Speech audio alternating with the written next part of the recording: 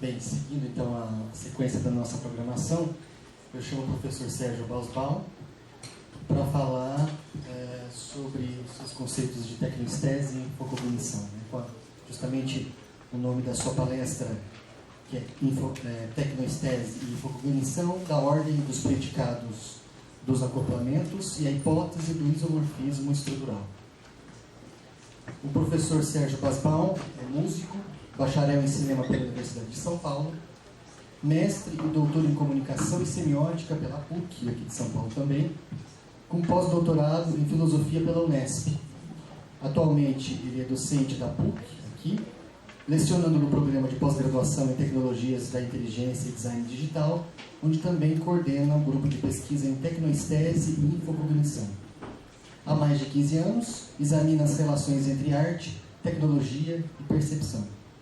É o atual representante dos líderes de pesquisa da Faculdade de Ciências Exatas e Tecnologia da PUC. Nova informação. Alô, me demiti deste cara aqui.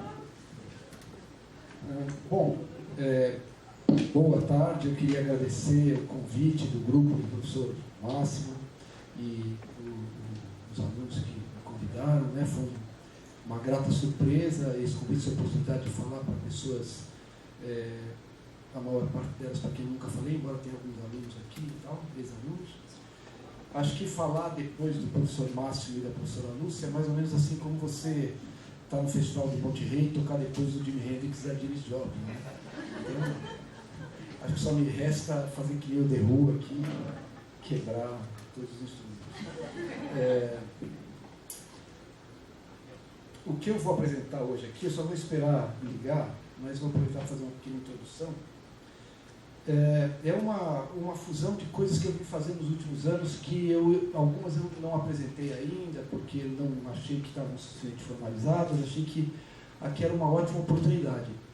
Quando eu cheguei hoje aqui, vi o professor Máximo falando da preocupação do pensamento do prazer e de coisas inovadoras, e depois vi os meninos do grupo de pesquisa apresentando, eu fiquei encantado, achei que eu estava no lugar certo, achei que eu tinha recebido um convite muito adequado para o tipo de trabalho que eu faço. Depois, à medida que os trabalhos muito interessantes foram se sucedendo, eu já fiquei um pouco preocupado. Mas vamos lá, eu gostaria só de ter o projetor, porque... Tá. Tá. Eu acho que também a gente pode ir começando. O que eu pensei é o seguinte: como eu não tive muita paciência dessa vez de fazer o PowerPoint, porque o trabalho era grande, eu estava pensando em manter ele aqui no iPad. Alguns pedaços que eu gostaria que ficassem mais claros, eu amplio para a tela para as pessoas poderem ler. Outra coisa interessante é que eu, naturalmente, como sempre, acabei de organizar isso de véspera, né? Mas hoje de manhã eu li e achei que estava legal. Então, vamos lá. Eu também tinha muitas coisas que eu vinha pesquisando que eu acho que estavam muito mais alinhadas com o que vocês estavam buscando do que o que eu vou apresentar aqui, mas é o que temos para hoje. Então, tecnoestese e infocognição, da ordem e dos predicados dos acoplamentos e a hipótese do tríplice isomorfismo estrutural. Eu comecei aqui com um poema do Manuel de Barros, que diz o seguinte: difícil de entender, me dizem, é a sua poesia, o senhor concorda? Para entender, nós temos dois caminhos: o da sensibilidade, que é o entendimento do corpo, e o da inteligência, que é o entendimento do espírito. Eu escrevo com o corpo.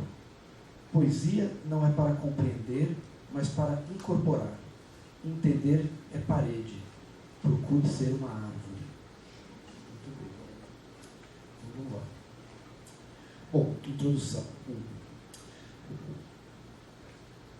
Não há nada de realmente novo a ser pensado no Ocidente, parece. E aquilo que eventualmente haja de novo, não temos na velocidade contemporânea o tempo necessário para pensá-lo. Tal hipotético novo, tal outro que eventualmente possa emergir, será antes o acontecimento de um pensamento do mistério do que o fruto da reflexão metódica. Sendo assim, será mais provavelmente poesia.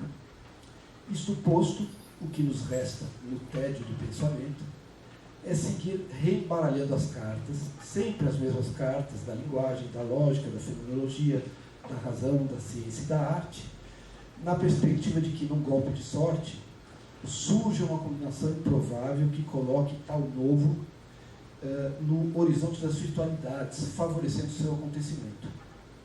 Destarte, como diria Flusser, que adora essa palavra, o que faremos aqui é embaralhar novamente essas mesmas cartas e ver o que daí emerge. Nada ou quase uma arte, como diria Mallarmé, ou pensar do baralho, certo? Bom, eu peço que me sigam nessa vertigem. Se eu for um vigarista, certamente também aí não seria um pioneiro. Então, eventualmente, alguém poderá perguntar onde se quer chegar com isso. E aí se responde com Heidegger, né? A lugar algum. Pelo menos uma vez vamos tentar chegar onde já estamos. Bom, buscarei sintetizar aqui algumas intuições teóricas formalizadas nos últimos anos do meu trabalho. Eventualmente, utilizarei definições que venho desenvolvendo no meu glossário pessoal, de tecnoestese e infocognição. Esse glossário foi apresentado pela primeira vez no Rio de Janeiro em 2011, num colóquio do Grupo Anatomia das Paixões, coordenada pela neurocientista Mayra Frois. Iniciou-se ali uma rica interlocução, da qual derivaram muitas ideias. O eco desmedido que o meu trabalho encontrou ali, e que me levou a 2 congressos da Sociedade Brasileira de Neurociência, imagina onde eu fui parar, foi o trampolim para sucessivos. Posso puxar aqui de volta?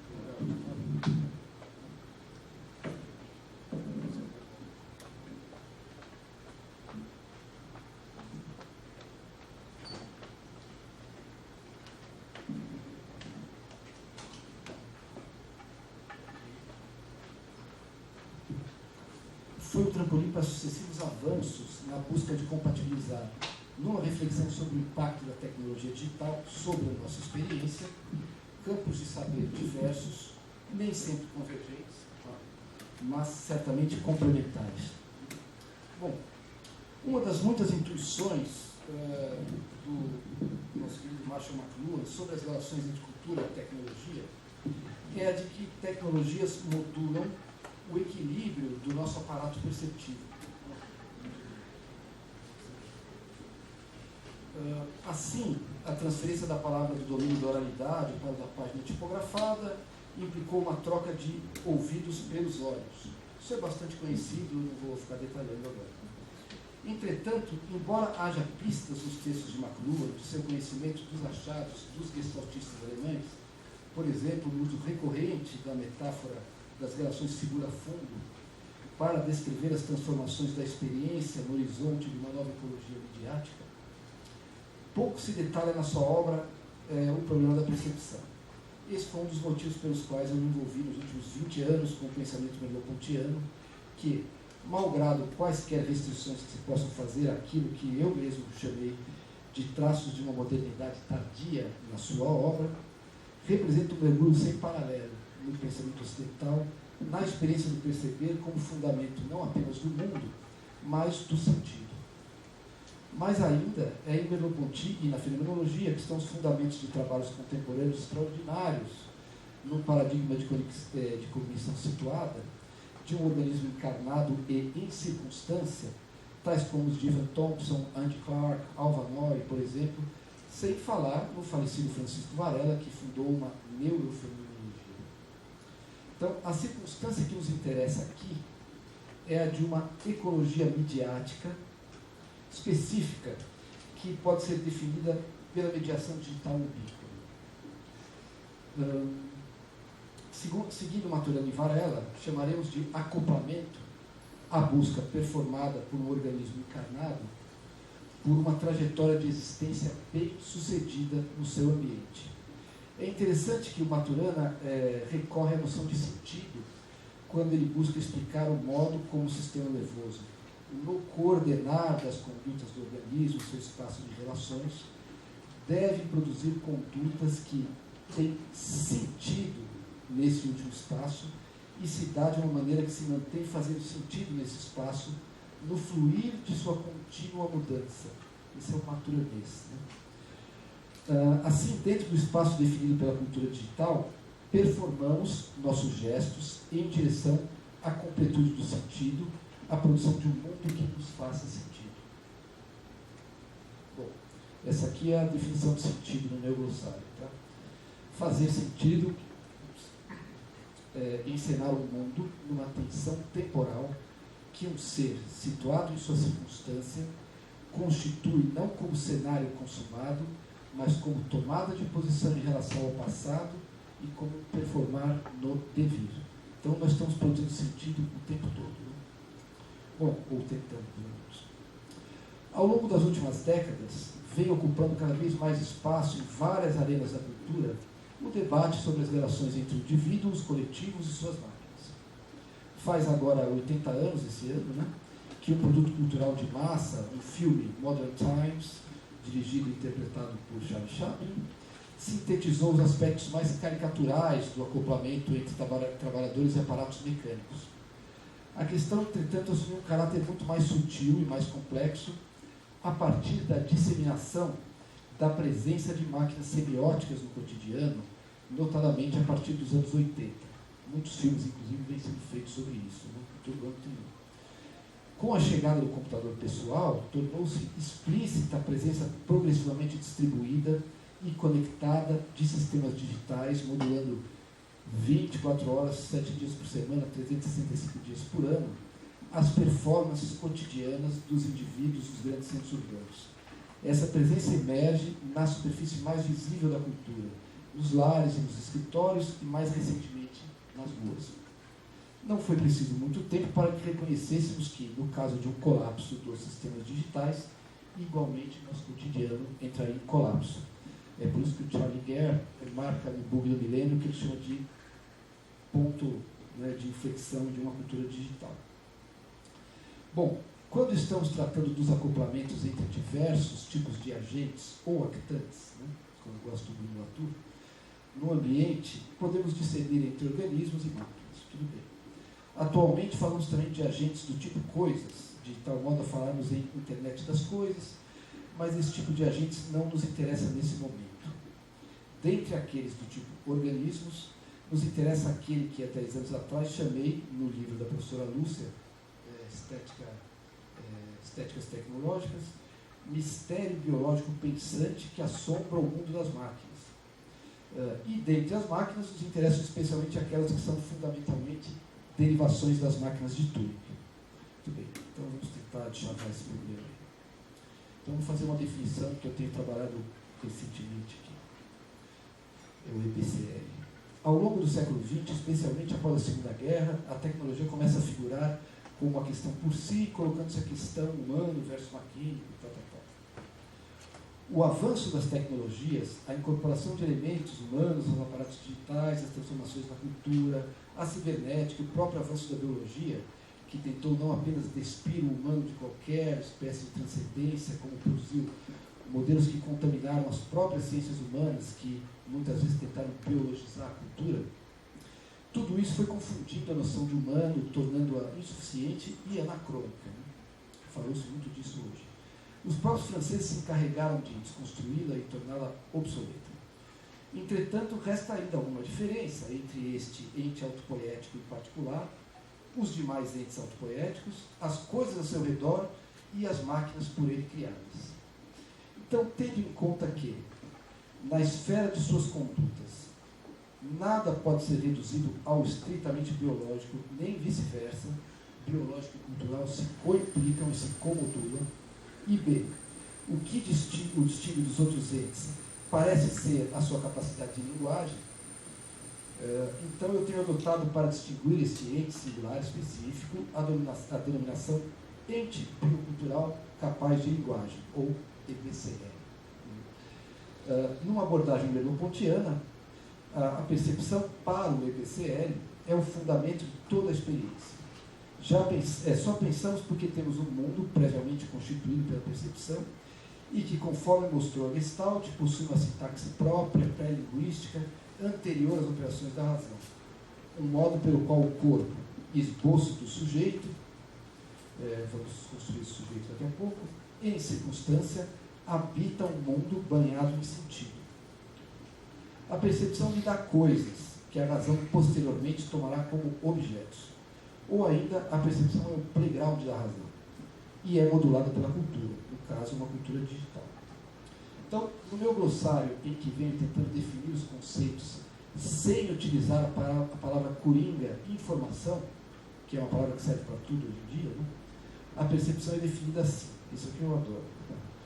Percepção é um processo pelo qual algo que nos afeta no mundo interno ou externo inaugura ou estabelece uma cadeia ativa de relações que reúne cérebro, sistema nervoso, uma certa configuração do corpo e algo mais além desse corpo de fundo, numa certa circunstância na qual nenhum desses elementos pode ser ignorado ou deixado de lado. Perceber é dispor um mundo no qual a gente pode performar de modo satisfatório. É produzir sentido. Os sentidos corporais nos lançam no sentido do mundo e nos devolvem um mundo banhado em sentido. Isso é do meu doutorado. Bom, legal. Vamos falar rapidamente de máquinas de Turing. Concebida por Alan Turing em seu famoso artigo de 36 e 37, o Computable Numbers with an Application to the Edge-Sided Problem, dedicado a um dos problemas de Hilbert, a chamada máquina de Turing acabou por propor um modelo do que seria uma máquina capaz de raciocínio ou pensamento, entre aspas, ambos, permitindo finalmente um modelo físico da atividade mental que teve gigantescas consequências sobre a ciência, a cultura e a autocompreensão do EBCL. Claro está, pensamento, né, claro, entre aspas, definido segundo o entendimento historicamente localizado no que seria pensar, isto é, a manipulação lógica de símbolos. Assim, é uma máquina de estados que opera funções matemáticas por meio de um processamento simbólico linear e algoritmo. Ao operar segundo programas que dependem de codificação, as máquinas de Turing, tem essas três coisas que eu assinalei aqui, só podem processar aquilo que é redutível à representação e à linguagem. Então, eu chamo elas de máquinas cosmofágicas, já que elas engolem tudo que é linguagem. Só podem representar processos que sejam redutíveis ao tipo de cálculo matemático finito que são capazes de realizar. E quaisquer enunciados de que sejam capazes não têm para elas quaisquer consequências semânticas. São máquinas sem mundo. Bom, num pequeno texto sobre a técnica, bastante simplificado, uma vez foi escrito para engenheiros, Heidegger, certamente sob o impacto da teoria da informação de Shannon, notou uma diferença fundamental entre máquinas processadoras de informação e o EBCL. Para as primeiras, o silêncio é simplesmente ausência de informação, ao passo que para os últimos, o silêncio tem todos os significados do mundo. Podemos dizer também, com Merleau-Ponty, que para o EBCL o mundo é uma fonte inesgotável de sentido, de tal modo que a ambiguidade dos textos, que tanto perturbou o pensamento formal no final do século XIX, ver, por exemplo, Frege, né? Não é a sua fraqueza, mas justamente a sua riqueza. Então, em oposição ao algoritmo, que é a linguagem semanticamente pobre, em oposição ao algoritmo, que é a linguagem semanticamente pobre. É justamente por isso que o Merleau-Ponty usa o exemplo da austeridade do algoritmo para iluminar a riqueza da alquimia que transforma o mundo percebido em mundo falado, sem que um possa ser reduzido ao outro. Muito bem, vamos lá. TCs e a ética da utilização. Bom, tudo bem? Está dando para acompanhar? O modo mais ingênuo de pensar a relação entre organismos e tecnologia é concebê-los como entidades autônomas que não se contaminam mutuamente. Se, como dizia Goethe, a arquitetura é música congelada, a professora Alice falou em congelamento agora há pouco também, né? A linguagem é percepção congelada, num nível, porém, muito mais amplo do que aquele das relações icônicas, dos splish, splash, bump, ou dos kick-buba, que é o famoso exemplo da Gestalt. E esse nível é o nível do sentido. Acontecidos, formalizados, consolidados, congelados, os conceitos se tornam, em contrapartida, atratores que organizam as operações da percepção. Essa circularidade, percepção, linguagem, percepção, circunscreve um território de sentido dinâmico e aberto, embora articulado por linhas de força, menos ou mais nítidas, a que nós chamamos de cultura. Se seguirmos ainda nessa direção, na medida em que, como dizia Fusser, as máquinas são consequência do pensamento textual, pelo menos as máquinas que nos interessam aqui, então máquinas são textos congelados, textos condensados na forma de aparelhos. Chamaremos as máquinas de TCs. Numa visão ingênua, aquela que concebe um sujeito dotado de pleno arbítrio, EBCL e TC não se contaminam mutuamente e estabelece-se a demanda por uma ética da utilização que prescreve bons usos e boas finalidades para o uso dos TCs pelo bem da humanidade, ou, ao menos, pelo bem dos processos que se queira favorecer, resguardados, de certo, por uma ética desenhada para tal. Assim, o mínimo que se poderia dizer, numa sociedade complexa, como a nossa, em que diferentes grupos disputam hegemonia de sentido, de espaço e, em última análise, de poder, é que as TCs, ou os TCs, hipertrofiam certos agenciamentos, favorecendo as performances deste ou daquele subgrupo social, ou, ao menos, emergem de desejos de tal ordem. No exemplo evidente, a Revolução Industrial, deflagrada pela invenção de um TC chamado máquina a vapor, estabeleceu a potência feroz de um novo modo de produção que conferiu a determinado e, então, relativamente novo segmento social, a burguesia, a hegemonia dos processos produtivos e do fluxo das riquezas, rompendo as amarras que prendiam a organização do tempo de trabalho, as práticas produtivas herdadas em maior ou menor grau da baixa Idade Média e do Renascimento. Instalam, desse modo, uma nova era, a do capitalismo, caracterizado por um tempo cada vez mais produtivo, funcionalizado e progressivamente acelerado até o paroxismo do tempo utilitário calculado contemporâneo. Os séculos que se seguiram mostraram plenamente que o domínio de TCs cada vez mais poderosos foi decisivo para a perpetuação aparentemente irrevogável dessa forma de ordenação sociotemporal, malgrado perturbações históricas que tem sofrido e as novas configurações cada vez mais sofisticadas e abstratas que assumiu. Na cegueira particular aí produzida, permanece viva a crença de que a mesma ética que sustenta os modos hegemônicos de poder possa resguardar o uso de seus aparelhos para bons fins. Entretanto, se embarcamos numa viagem macluaniana, eu sou muito simpático ao McLuhan, realmente acho muito inspirador sempre, e conquistarmos um ponto de experiência ou de existência a partir do qual se pode ultrapassar esse nível ingênuo que prescreve uma ética da utilização, temos o que não seria inapropriado chamar de uma inversão copernicana, que é a nossa relação com os aparelhos determinando transformações na nossa relação com o mundo, os seus processos, os outros e as coisas, relação que não seria tão pouco inapropriado chamarmos de percepção. E que é o fundamento de sua própria ética, como diria o Peirce. Perceber, a estética é o fundamento da ética. O meu ponto é a mesma coisa, aliás. Assim, a circunscrição no corpo de um domínio particular das operações perceptivas na busca de um equilíbrio satisfatório na circunstância de uma nova ecologia midiática. E B, o domínio particular das condutas que daí emergem, gestos, linguagem, formas culturais, práticas econômicas, etc., são os sintomas que revelam o sentido embutido nesses textos condensados em sua materialidade operacional.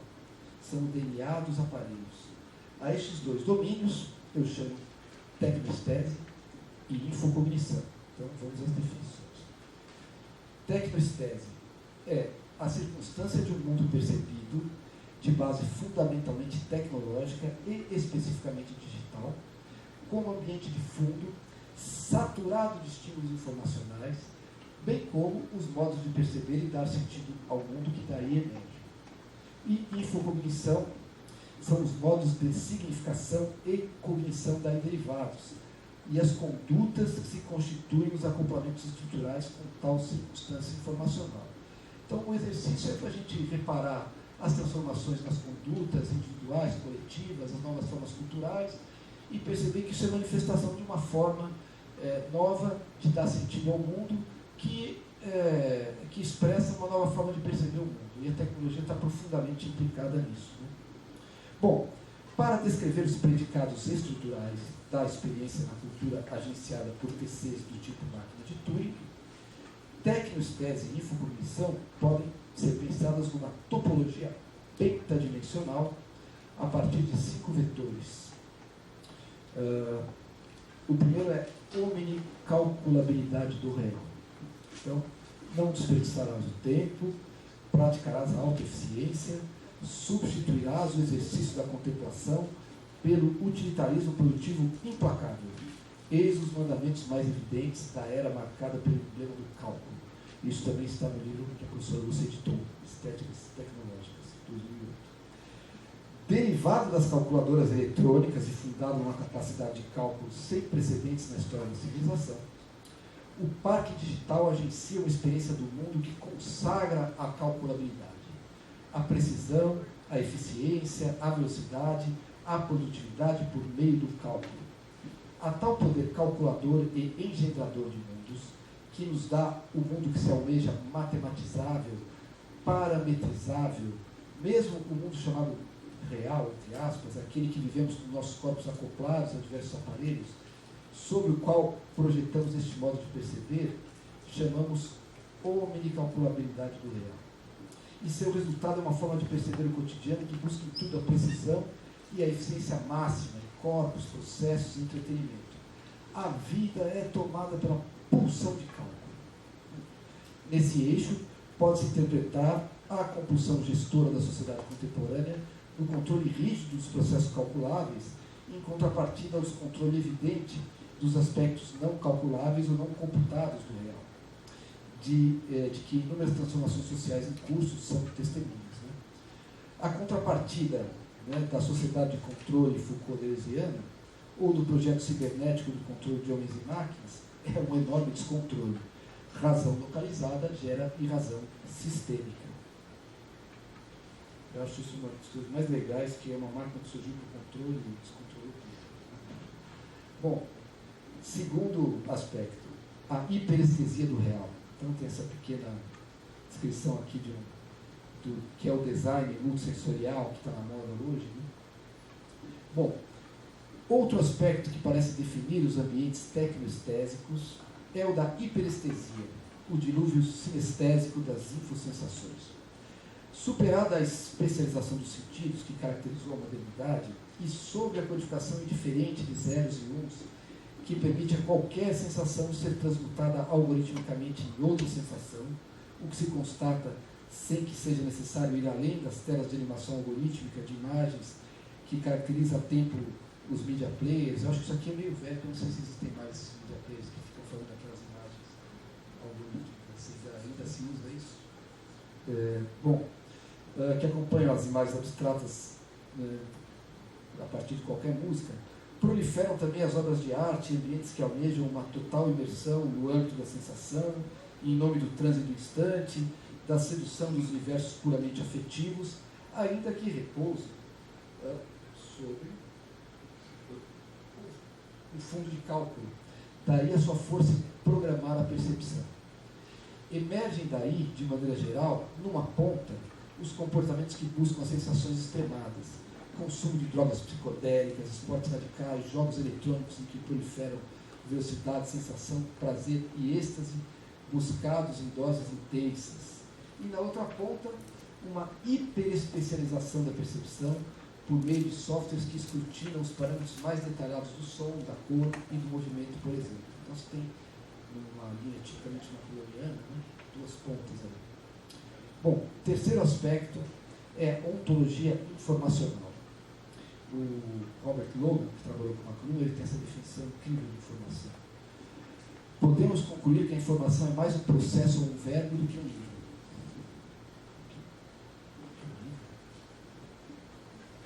Mais um processo do que um livro. Agora eu não sei mais, acho que eu escrevi errado. Bom, dado que o projeto original da cibernética, como bem mostra Dupuy, era da superação dos impasses da ciência clássica por meio do recurso à metáfora da informação, alguns outros aspectos da forma como temos passado a perceber o mundo tornam-se pensáveis. Primeiramente, as estruturas herdadas da modernidade e que obtiveram uma sobrevida na chamada pós-modernidade aparecem como extremamente pesadas, lentas, nas universidades, por exemplo, numa realidade que almeja apenas o fluxo perfeito de informação. É o mundo líquido do Bauman, ou o nomadismo de Deleuze e do Guattari. Em segundo lugar, também, a informação quer fluir, né? A informação quer ser livre. E com a leveza e a fluidez da informação, tornam-se extremamente problemáticos todos os aspectos da cultura que dependiam ou dependem do controle de tal fluidez, tais como a propriedade autoral, a privacidade, o controle das informações. Basta verificar os altos valores investidos em segurança das redes e encriptação dos dados, né? Que, quebradas as senhas, vazam para o planeta em segundos. Né?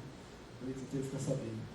Veja o exemplo do Wikileaks, dos vazamentos de dados do ENAD, roubo de dados do portal de jogos da Sony em 2011, os Panama Papers, etc. Né? A informação simplesmente vai embora. Captação dos telefones, grampeamento de telefones. Né? O cara lá do Wikileaks, ele não falou que foi de uma ingenuidade brutal o governo simplesmente deixar os caras não encriptar os telefones, né? Como é que pode? Veja a ingenuidade dessas pessoas que estão falta de noção do que é o mundo contemporâneo. Bom, além disso, o ambiente informacional rejeita o ruído como fenômeno espúrio, o que se nota facilmente na asepsia dos ambientes informacionais e nos ambientes tecnológicos virtuais em geral. São ambientes assépticos. Bom, o nosso quarto item é o da omnimanipulabilidade do real. Então, diz aqui o nosso amigo Jean-Pierre Dupuy, tem um livro tão bonito sobre a origem das ciências cognitivas. O modelo é tão mais puro, tão melhor controlável do que o mundo dos fenômenos, e existe o risco de que ele se torne objeto exclusivo da atenção do cientista. Bom, Dupuy já chamava atenção ao fato de que numa cultura cuja prática de produção de conhecimento formal, a ciência, baseia-se na criação de modelos para elaboração de previsões, não há como fechar os olhos ao fato de que os modelos são muito mais facilmente manipuláveis do que o mundo real, de modo que é mais confortável olhar modelos do que deparar-se com a complexidade e com os aspectos do mundo rebeldes à racionalização, portanto à computação. É muito mais fácil lidar com representações do que com o mundo. Para quem opera por meio de diferentes tipos de interfaces, sistemas interativos, textos, imagens, sons, projetos, modelos 2D ou 3D de objetos do mundo real ou virtual, a realidade tal qual se apresenta nos mundos computacionais apresenta-se como facilmente manipulável. Sintomas de uma percepção que toma o real como amplamente manipulável no eixo da manipulabilidade do real são, por um lado, a explosão dos mundos virtuais, dos desenhos animados digitais que concebem mundos diegéticos do nada, os efeitos especiais dos filmes, os jogos digitais, né, que tornam imagináveis, no jargão fossoriano, mundos outrora rebeldes à formalização. O surgimento de incontáveis inovações tecnológicas de pequena e grande escala que materializam ideias, como nos laboratórios de garagem, nas soluções de faça você mesmo, nas placas Arduino, nos sensores de vários tipos acessíveis a baixíssimo custo, e a contrapartida de tal docilidade com que o mundo se oferece amplamente manipulável são os relatos frequentes dos engenheiros que se recusam a lidar com as obras, preferindo os AutoCADs. E a explosão de narrativas, isso é tão interessante, do tipo Harry Potter, ou de personagens com poderes mágicos de vários tipos, de modo que as crianças apertam botões de controles remotos das televisões, das garagens, dos consoles de games, como quem movimenta uma varinha de condão, né, que modifica o real num gesto, ou faz música, ou edita filmes num apertar de botões, etc. E daí deriva também uma enorme passividade diante do real, aquela do funcionário flusseriano que se entrega docilmente ao programa do aparelho, com a ilusão de que ele faz uso do aparelho. Bom, assim, o poder simulativo das redes digitais, aparentemente plásticas, porque essa plasticidade é completamente ilusória, essa é toda a discussão da caixa preta do Wilson e tal, apresenta o mundo como disponível à modelagem, se oferece como pura manipulabilidade.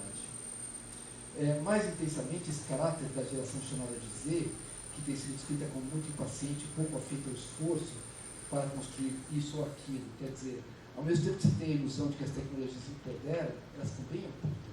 Isso são duas pontas do mesmo eixo. Né? Finalmente, o enredamento. Então, finalmente, poder na rede, na sociedade de rede, é exercido através de redes, já dizia o Castells. Né? Então, finalmente, com a constituição de um mundo operacionalizado em rede, transformam-se também as noções de identidade, de sujeito, de autoria, as noções de público-privado e tudo aquilo que dependia ou constituía a solidão de indivíduos agora permanentemente conectados e em rede. Trata-se da obsolescência do isolamento. A noção de rede já emergia fortemente nas artes. Ver, por exemplo, alguns trabalhos do Ciro Meirelles na década de 70, algumas experiências coletivas de Lygia Clark, mesmo o fenômeno da arte postal, né? Desde antes da consolidação das redes digitais, como um dos aspectos que aparecem rapidamente nos primórdios da cultura digital nas décadas de 60 e 70. Ao ponto de McLuhan, já nos anos 60, em seus típicos insights, notar a dissolução das identidades nacionais, fundadas, como se sabe, na normatização da língua e última instância na lógica do livro, em nome de identidades tribais, dissolução que caracteriza hoje alguns dos aspectos significativos das sociedades contemporâneas. A rapidez com que o mundo se reordenou e vem se reordenando em redes, no limite, ela mostra a artificialidade da noção de sujeito, como ela é um construto de uma época. Porque ele acabou muito rápido. Muito fácil. As redes destruíram o sujeito clássico assim. Né? Bom, Castells e outros têm sido um dos mais destacados intelectuais engajados na interpretação das formas de socialização e das condutas coletivas nas sociedades contemporâneas e têm insistido nos aspectos promissores do mundo em rede e das transformações de poder que se agenciam. A gente sabe disso, 2013 no Brasil, Primavera Árabe e tal, Nova York, Espanha, coisas muito noticiadas, mas já em 2005 definimos de modo mais ambíguo o viver em rede. Nesse admirável mundo novo, onde vivemos tecnologicamente expandidos e tecnologicamente sitiados, isto é, em rede. Finalmente, se, como disse Lyotard há mais de 40 anos, a noção de grande narrativa se desfaz na pós-modernidade, a necessidade que a cultura tem de narrativas se metamorfoseia numa multitude de micronarrativas que se atravessam, se desviam, se redesenham, incessantemente alinhadas ao imaginário cambiante em blogs, microblogs, etc., ou em grandes narrativas com pouca subjetividade. Eu vou entrar na última parte, não sei como é que eu estou no relógio, está tudo bem? Então, muito bem. Última parte. Bom, da ordem dos acoplamentos. Aí tem duas citações aqui interessantes. Uma do Merleau-Ponty, clássica, né? Habituar-se a um chapéu, a um automóvel ou a uma bengala é instalar-se neles ou, inversamente, fazê-los participar do caráter volumoso de nosso próprio corpo. O hábito exprime o poder que temos de dilatar nosso ser no mundo ou de mudar de existência anexando a nós novos instrumentos. Bom, e o Flusser diz o seguinte, mais contemporâneo, né?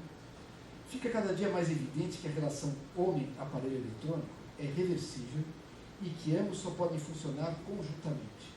O homem em função do aparelho, mas da mesma maneira o aparelho em função do homem. Pois o aparelho só faz aquilo que o homem quiser, mas o homem só pode querer aquilo de que o aparelho é capaz. Está surgindo um novo método de fabricação, isto é, de funcionamento.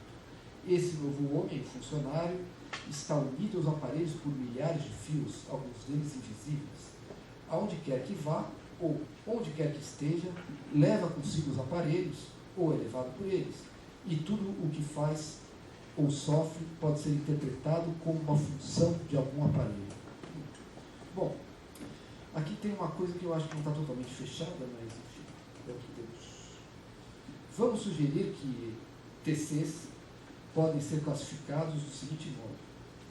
TCs de ordem 1 são máquinas simples, aparatos, máquina a vapor, etc. Máquina simula o corpo, carro, etc. Né? Máquinas, TCs de ordem 2 são máquinas, são combinações de máquinas. Então, já uma linha de montagem, uma cadeia de aparelhos. pequenos ou grandes, simples ou complexos. TCs de ordem 3 são máquinas que são representações de máquinas, é a máquina de Turing universal. Máquinas que simulam pensamento segundo uma concepção sócio-histórica, que é pensar. Pensar é manipular símbolos e tal. Máquinas que simulam a capacidade de manipular textos. E, finalmente, os TCs de ordem 4. Máquinas que são simulações de simulações, que são softwares. Bom, máquinas de Turing universal, máquinas de Turing congeladas, metatextos congelados, isso está um pouco aberto. Bom, nesse sentido, os computadores são o paroxismo do projeto cartesiano, processadores de pensamentos puramente destilados de toda a impureza do mundo, para que possam tomar a forma de signos plenamente manipuláveis ou ainda cálculos plenamente manipuláveis. O real, entretanto, não é feito de objetos acabados e calculados, mas de coisas cujo predicado de serem impuras é justamente a condição para que sejam reais. Essa é uma linda passagem. Numa reversão tipicamente macroniana, é este superaquecimento, este superempoderamento desse TC do sujeito transcendental que vai reverter no mundo das redes, que são o TC de uma nova forma de subjetividade do sujeito enredado ou coletivo. Concebidas para a proteção máxima das casamatas do poder, as redes acabam por implodir a própria noção de sujeito, de tal modo que o EBCL será, desde então, irrevogavelmente um EBCL conectado, coletivo, para o qual a solidão reflexiva e contemplativa é uma aberração ou uma condição obsoleta. Sobretudo no que diz respeito ao senso comum, que se faz um acoplamento simples entre organismos do tipo EBCL e máquinas do tipo TC de ordem 4, acopladas entre si por conexões ultra-rápidas da ordem do instante. Bom, para discutirmos então o acoplamento entre EBCLs e TCs do tipo máquinas de Turing, vamos partir, portanto, das seguintes premissas. A máquina de Turing determina o modelo e o domínio das operações de pensamento possíveis de serem especificados, computável versus não computável, e máquinas modelam a percepção, que é fundamento do sentido. Então, isso posto, de que modo pensar nosso acoplamento incontornável ao mundo de sistemas digitais ubíquos, nosso mundo everywhere, adoro essa cita. São 3 formulações que se ultrapassam e formalizam diferentes dimensões do problema, né? Do mais ingênuo ao mais interessante. No primeiro momento, nós temos EBCL mais TC num acoplamento em que ambos são pensados como entidades distintas. Uma é um organismo psicofísico capaz de linguagem, com semântica, e o outro é uma unidade maquínica capaz de linguagem sem semântica.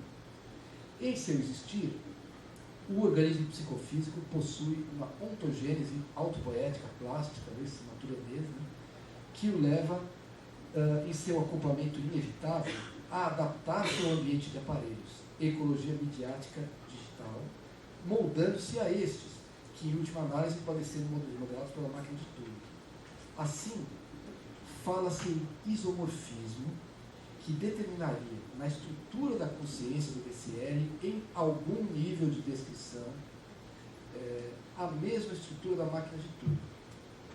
Ao considerarmos que o cérebro é plástico, mas o disco é rígido, o TC teria a potência de deflagrar na dinâmica temporal do BCL, estados análogos àqueles que assume nas interações. O professor Ítalo me deu um exemplo ótimo disso. Ele disse que ele estudava xadrez quando era garoto, e o cara, para ele aprender, colocava pinos nos lugares dos movimentos das peças. Com o tempo, aquelas estruturas lógicas foram se internalizando e ele já podia jogar sem os pinos. Então ele internaliza a lógica do jogo, né? E eu estou supondo que a nossa interação inevitável, diária, com esses aparelhos, tende a internalizar em nós a estrutura deles por meio do acoplamento, principalmente perceptivo. Né? Bom, muito bem. Num segundo momento, podemos partir de Michel Polanyi, que também é ligado à fenomenologia lá, embora tenha sido um grande cientista também, e assumir que a consciência é o significado do corpo. Imagine que ele chega, no final, a uma semiótica. Eles chegam a ser biologicistas da biosemiótica, lá, Rothschild, não sei o quê. Bom, nesse caso, a consciência do acoplamento seria um fenômeno emergente do acoplamento EBCL mais TC, tomado como uma unidade composta em que a experiência que se dá resulta desse novo todo, é maior do que a soma das suas partes e traz as propriedades de um moduladas pelas do outro. Mesmo nesse caso, a plasticidade muito maior do EBCL é, no melhor dos casos, aquela que exponencializa e atribui sentido e semântica às propriedades estruturais rígidas da máquina de Turing, num acontecimento que emerge com estrutura própria e que não pode ser reduzida às propriedades de qualquer uma das suas partes, nem pode ser encontrada em qualquer de suas partes. Por seu turno, o TC delimita um domínio das possibilidades de estado, especificando as possibilidades de estados da unidade composta, tendendo a impor as suas estruturas de pensamento. Então a gente pode pensar aqui com Andy Clark e Ivan Thompson, por exemplo, que a consciência que emerge de um indivíduo acoplado ao computador é necessariamente diferente, como unidade cognosciente, de um indivíduo acoplado a lápis, papel e livro, que é o sujeito clássico. Né? Então, do mesmo modo que um cachimbo faz de um indivíduo fumante, não uma pessoa, mas um cachimbo, o acoplamento a um TC máquina de Turing faz de um EBCL um ciborgue. Muito bem. E, finalmente, o mais interessante dessa série...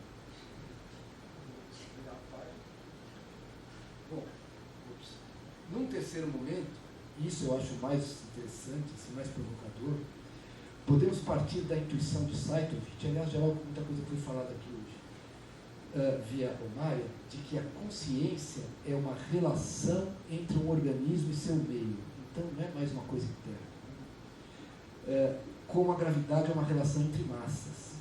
E aí é preciso pensar que a consciência que emerge num contexto de ubiquidade computacional tem a estrutura de um campo mórfico, tal qual descrito pelo polêmico Rupert Sheldrake. Nada mais, nada menos que isso. Trata-se de um sistema de relações dinâmicas em que, ainda aqui, o componente mais rígido e incontornável é a máquina de Turing, já que, mesmo num contexto de mente externalizada e relacional, de extremo feedback e recursividade, o elemento fixo e redundante é a máquina de Turing, resultando numa situação na qual a estrutura do sujeito clássico é inconcebível.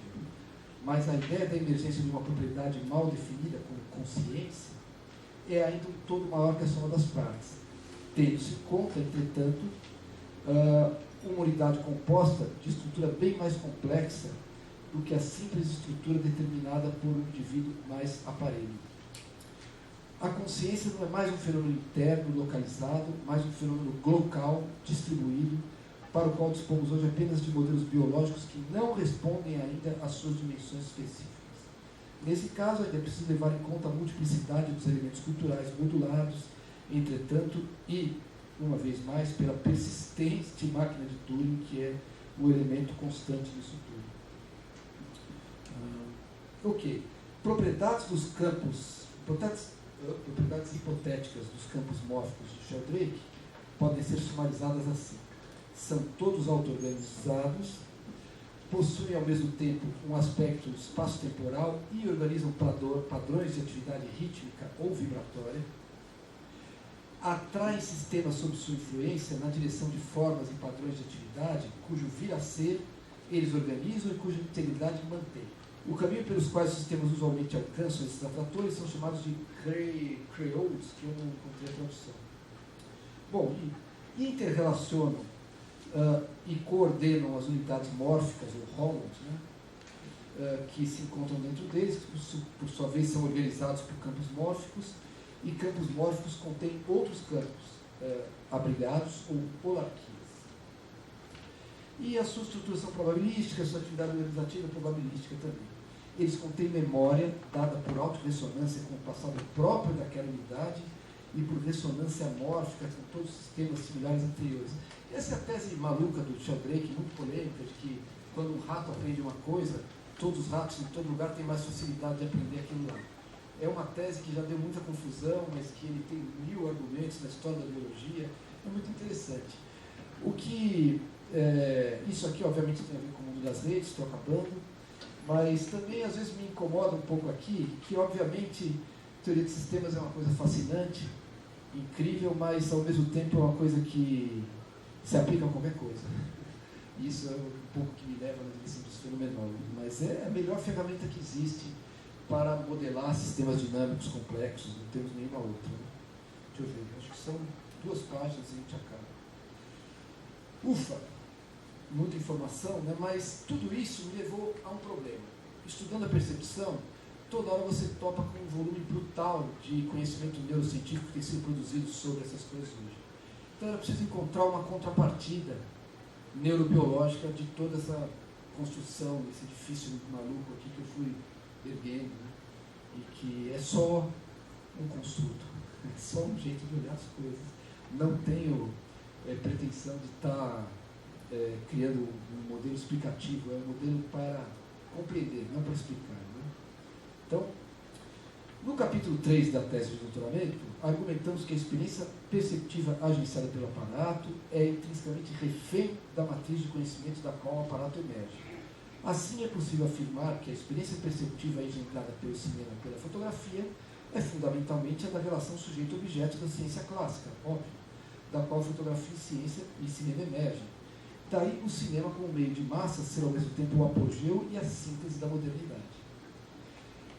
Nesse sentido, os modos de percepção engendrados pela cultura digital, nas inúmeras modalidades de interface suportadas pela tecnologia informacional, com as quais os EBCL coexistem em múltiplos modos de acoplamento, dariam origem a uma percepção alinhada aos discursos que animam tal miríade de aparatos digitais que constituem a ecologia cognitiva contemporânea aos textos ali e os textos ali condensados, como falamos. Né? Ao assumir que aquilo que dá unidade à experiência contemporânea é o acoplamento às interfaces digitais, reafirmamos o bordão formalizado no trabalho de 2009. O rizoma digital, instalado e consumado por meio da internet, sorri ao operar o incontível desmanche das estruturas do século XX, enquanto os cidadãos do mundo, homens e mulheres de vários gêneros, se igualam não exatamente pelos seus direitos, mas pelo seu acoplamento compulsório às interfaces. Todos estamos conectados. Bom, tomando essa premissa, procuramos então estratégia que permita compreender a experiência agenciada pelos TCs do tipo máquina de Turing, para além da mera descrição das condutas, procurando definir predicados para o perceber nativo dos ambientes digitais. Vou pulando aqui, não tinha acabado. Mas buscando aquilo que se poderia chamar estrutura da experiência agenciada pela mediação digital. Ao refutar detalhadamente a possibilidade de correlatos neurais da experiência que permitissem reconstituir ou reproduzir a experiência de um estar aí apenas pelo estímulo aos neurônios que supostamente constituiriam os seus correlatos neurais, Thompson e Noy sugerem que, em lugar de correlatos neurais pontuais, quer dizer, neurônios ou grupos de neurônios que contêm a experiência ou o conteúdo da experiência, deve haver algum tipo de isomorfismo estrutural entre a estrutura da experiência e a estrutura das atividades neurais. A ausência de qualquer nível de isomorfismo tornaria inútil pesquisar a relação entre experiência e cérebro. Porque se não tiver nenhuma relação, então vamos desistir, né? Não vou ler isso aqui. Vou pular. Bom, assim a hipótese principal determina que a estrutura da consciência que se constitui nos ambientes saturadamente informacionais é estruturalmente isomórfica à experiência engendrada pelos TCs de máquinas de Turing, que por sua vez deriva dos discursos escritos no interior dos aparelhos. Dessa hipótese de fundo emergem os 5 eixos que nós falamos acima: omnicapabilidade, hiperestesia, ontologia informacional, manipularidade, enredamento, que atravessam como linhas de força que permitem pensar o impacto das tecnologias sobre a percepção e as condutas que daí emergem, tecnoestese e infocognição. Essas linhas dinâmicas permitem conceber uma topologia cognitiva, segundo parâmetros não clássicos, mais aparentados à natureza da tecnologia informacional, caracterizando propriedades dos modos de perceber o mundo agenciados pela experiência do acoplamento às interfaces digitais onipresentes, a partir do qual emergem condutas típicas da cultura contemporânea. Trata-se, no limite, de colocar no novo patamar, de certo modo aquele que McLuhan sonhou, né, na sua última obra, mais sofisticado e bem mais formalizado, no diálogo consciente à filosofia da mente, ao estilo merleau-pontiano, formalizar a ideia de que o meio é a mensagem, os meios tecnológicos estruturam a experiência em termos estruturalmente isomórficos à matriz de conhecimento inscrita nos aparelhos. Isso é mais ou menos o meu doutorado. Bom, se consideramos as características da experiência cognitiva do EBCL, os termos propostos pela cognição dinâmica e situada, juro que eu estou acabando, é muita coisa, mas não deu tempo de fazer uma coisa mais sintética. Pelo menos está estruturado. Bom, nos termos propostos pela cognição dinâmica e situada, então temos a questão que é central em todo o meu trabalho, da percepção como fundamento do sentido. E aí, qualquer busca por um modelo dos acoplamentos que possa levar em conta os processos neurogliais biológicos que constituem a contrapartida material das experiências de acoplamento deve atender 3 condições. A de um tríplice isomorfismo entre TC, EBCL e atividade neuroglial, distribuída pelo corpo, inclusive. A possibilidade de se atribuir alguma semântica a tais estados corporais. E a plasticidade e dinâmica temporal da existência, sendo que definimos tempo assim, a experiência da relação entre padrões oscilatórios internos e externos. Essa aqui também eu acho que é bem provocativa. Bom, depois de anos de relações complexas com a desconcertante paisagem Big Data da produção neurocientífica, em congressos de sinestesia, de consciência e de neurociência, bem como nos debates do meu próprio grupo de pesquisa, acredito ter encontrado uma vertente da pesquisa em neurociência que pode fornecer os modelos de atividade neuroglial que respondem às demandas desse modo de abordar os acoplamentos, nos trabalhos de Walter Freeman, Robert Cosma e Georg Boussac, por exemplo.